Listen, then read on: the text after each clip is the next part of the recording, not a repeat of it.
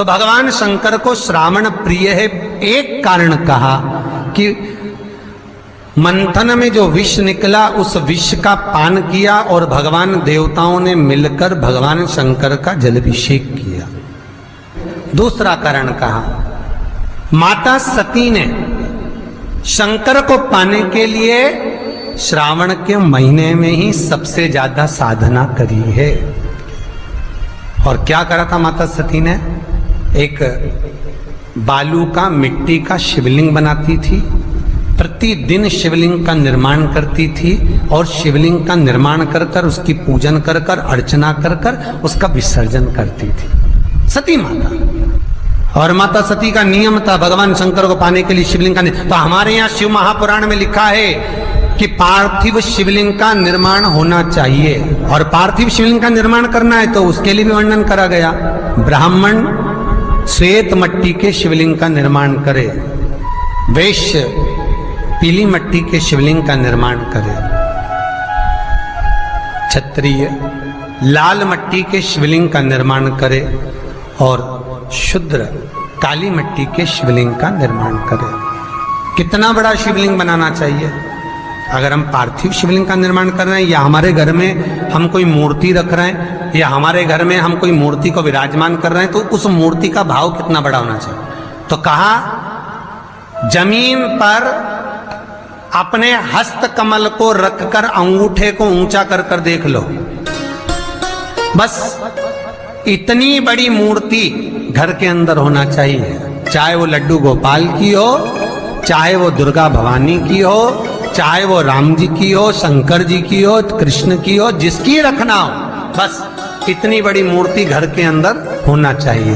क्यों?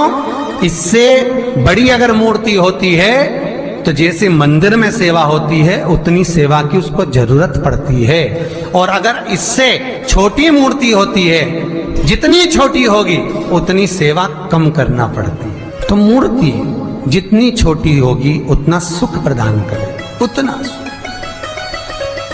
उतना आनंद देगी।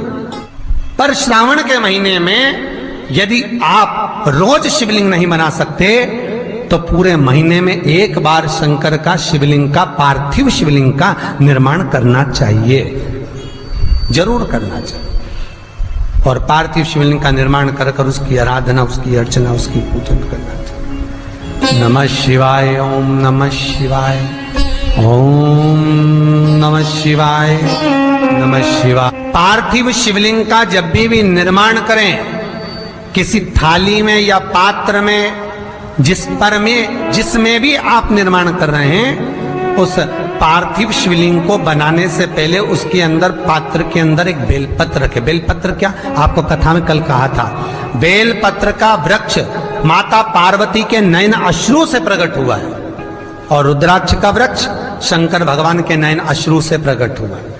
तो बेलपत्र रखकर फिर उसके ऊपर शिवलिंग का निर्माण करें, फिर उसके ऊपर शिवलिंग,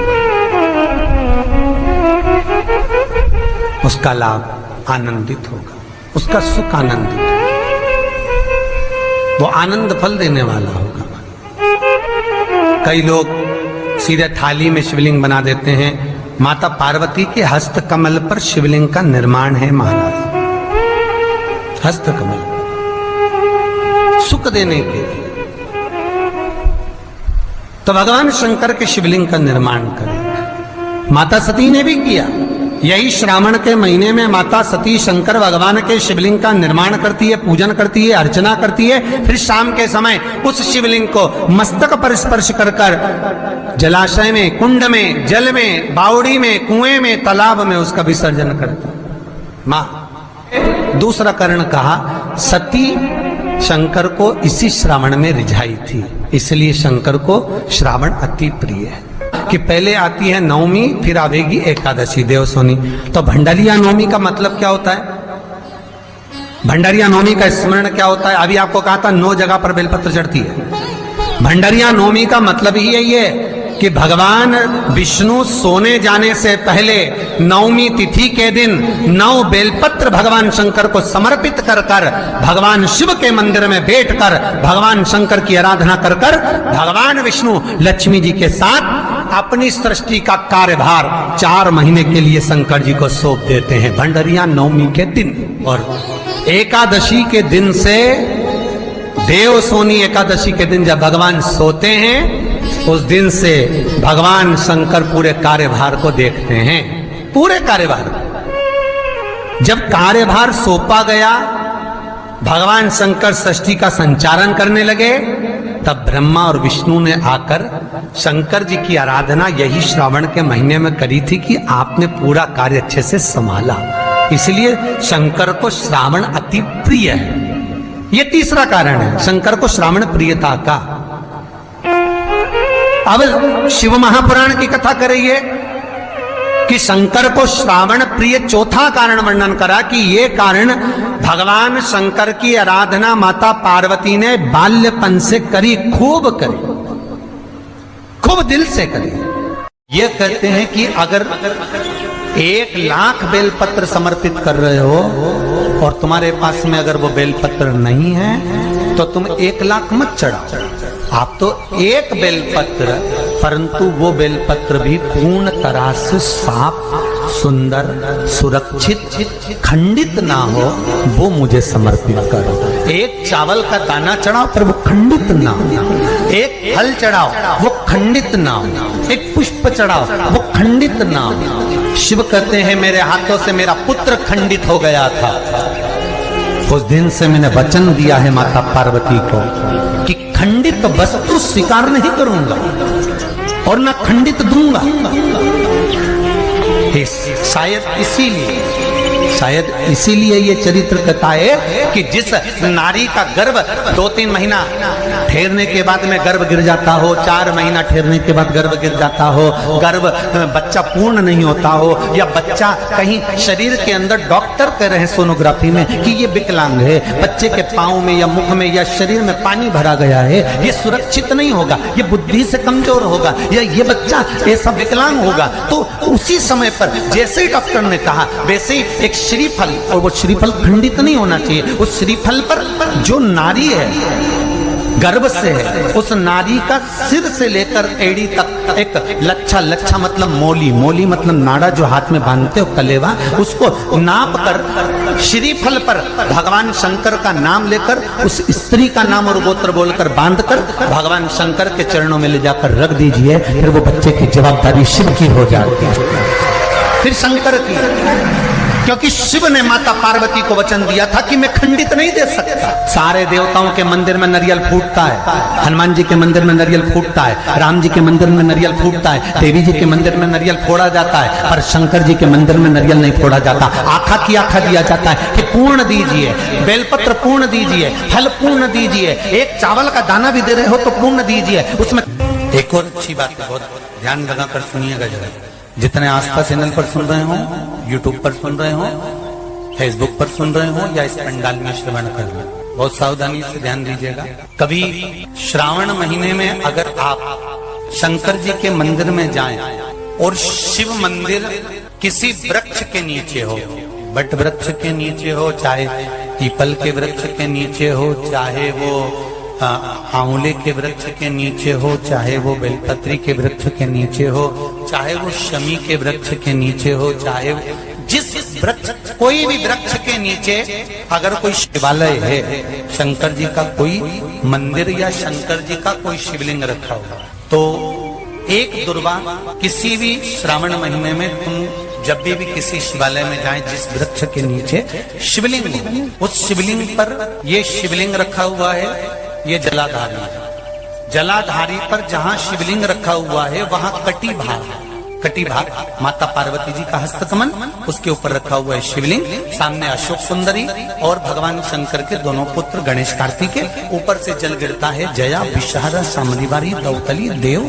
ये भगवान शंकर की 5 बेटियां। तो जो कटी भाग, इस कटी भाग पर अगर मात्र एक दुर्वा समर्पित कर जिसकी किडनी या लीवर डैमेज हो रहा हो, काम नहीं कर रहा हो, या किडनी लीवर में कोई तकलीफ हो रही हो, या डायलिसिस चल रहा हो तो मात्र एक दुर्वा उस कटी भाग पर श्रावण महीने में समर्पित कर कर उस दुर्वा के 7 टुकड़े कर कर 7 दिन प्रतिदिन सुबह के समय पर उसको चबाकर खा लेने पर या निगल जाने पर धीरे धीरे धीरे धीरे डायलिसिस बंद होने लगता है और किडनी लीवर अपना काम करना प्रारंभ कर देते हैं। एक दुर्वा, कितनी दुर्वा? एक दुर्वा, मात्र एक दुर्वा। शंकर भगवान पर चढ़े हुए जल जब नीचे की ओर आता है, जिस जगह पर जल गिरता है उस जगह पर मात्र एक दुर्वा अपनी कामना कर कर इस शरीर के सुख के लिए शंकर भगवान के जल गिरने वाले स्थान के पास में अवधूतेश्वर महादेव के नाम से रख दी जाती है तो जिंदगी में कभी बड़ी बीमारी नहीं आती। उसी तरह इससे रोग को समाप्त करने के लिए दुर्वा का प्रयोग किया गया। आप लोगों ने पूर्व में जो शिव महापुराण की कथा कुबेरेश लोहा की धरा से करी थी वो आप लोगों को ध्यान में होगा। दुर्वा कैसे उत्पन्न हुई थी, दुर्वा का महत्व क्या है, कितनी दुर्वा चढ़ाना चाहिए, कैसी दुर्वा चढ़ाना चाहिए, दुर्वा की उत्पत्ति कहाँ से हुई है, दुर्वा तोड़ने के बाद पानी में डालने के बाद फिर हरी हो जाती है, इसका क्या कारण है, दुर्वा गणेश जी को क्यों चढ़ाई जाती है, शंकर जी को दुर्वा किस स्थान पर चढ़ाई जाती है, ये सारी कथा आपको पूर्व में इसी कुबेरेश्वर बाबा के पावन धरा से सुना चुके हैं जो टीवी पर डली हुई है। कभी आपने नहीं सुनी हो तो यूट्यूब पर से दुर्वा शिव महापुराण की कथा आप निकाल कर उसको श्रवण कर सकते। उसमें वर्णन किया है कि इस दुर्वा का महत्व क्या है, दुर्वा का क्या। मात्र एक दुर्वा शिवलिंग पर चढ़े हुए जल जहां से नीचे की ओर गिरता है उस जगह पर मात्र अपने शरीर की कामना करते हुए भगवान से रोग मुक्ति के लिए एक दुर्वा अगर समर्पित कर दी जाए तो कोई बड़ी बीमारी जिंदगी में आ ही नहीं सकती, ग्रहण ही नहीं, मतलब ग्रसित नहीं कर सकती। श्रावण के महीने की श्रावण शिव महापुराण की कथा सुन रहे हैं। एक बात दिल से बताना, जितनी सौभाग्यवती माताएं होती हैं ये संक्रांति पर भी 13 चीजें दान करती हैं, 14 चीजें दान करती हैं। बीच में कोई 16 सोमवार का उद्यापन करेंगी तो भी सुहाग की सामग्री देंगी, उद्यापन करेंगी तो भी सुहाग की सामग्री देंगी, कोई कार्य करेंगी तो भी सौभाग्य की सामग्री देंगी। सौभाग्य की सामग्री का दान क्यों किया जाता है? सौभाग्य सूचक वस्तुओं का दान क्यों किया जाता है? सौभाग्य की वस्तुएं क्यों प्रदान करी जाती है, क्यों दी जाती है, उसका कारण क्या है?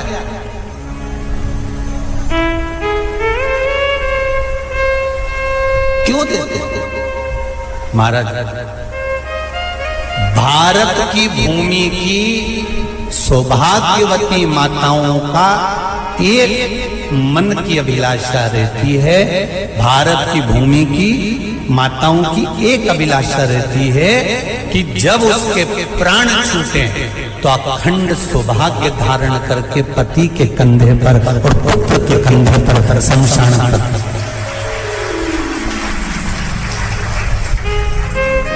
ये भारत की भूमि की माताओं की सोच, उनके मन का संकल्प, उनके मन का भाव।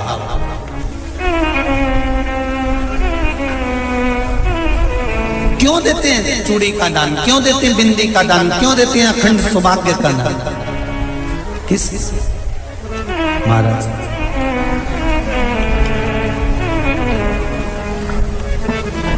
मेरे हाथों में भर भर के चूड़ी रहे, मेरे हाथों में भर भर के चूड़ी और मैया कोई काम नहीं, मेरे मस्तक पे चमकती चूनर रहे, मेरे मस्तक पे चमकती चूनर रहे और मैया कोई काम नहीं, मेरी मांगों में भर भर के सिंदूर रहे, मेरी मांगों में भर भर के सिंदूर रहे और मैया कोई काम नहीं, मेरे पाँव में बिछुड़ी का जोड़ा रहे। एक बिछुड़ी नहीं, कितनी? 2, 3, 4, 5, एक एक पाँव में जोड़े से बिछुड़ी होना चाहिए, केवल एक नहीं, सिंगल नहीं। वो तो आजकल का फैशन हो गया महाराज, जो केवल एक बिछुड़ी धारण कर लो उसी में फैशन दिखे। श्रावण की शिव महापुराण की कथा कहती है, जब बेटी को विदा करा जाता है और पहली बार बेटी के पांव में जब बिछुड़ी डाली जाती है तो वो बिछुड़ी भी अलग अलग नहीं होती, उस बिछुड़ी के जोड़ को चेन से एक दूसरे से बंधा हुआ होता। बोला सही है कि गलत है? जितने आस्था चैनल पर कथा सुन रहे हैं, जितने फेसबुक पर सुन रहे हैं, यूट्यूब पर सुन रहे हैं, सुन लेना कि मेरे भारत की माताओं का जब पाणी ग्रहण संस्कार किसी बेटी का होता है, उसके पांव में जब पहली बार बिछुड़ा पिनाया जाता है, बिछुड़ी पिनाई जाती है, तो वो बिछुड़ी भी एक दूसरे से बंधी हुई होती है, चेन से बंधी हुई होती है। उसको अलग अलग वाली बिछुड़ी शादी के मंडप में नहीं पिनाई जाती। क्यों?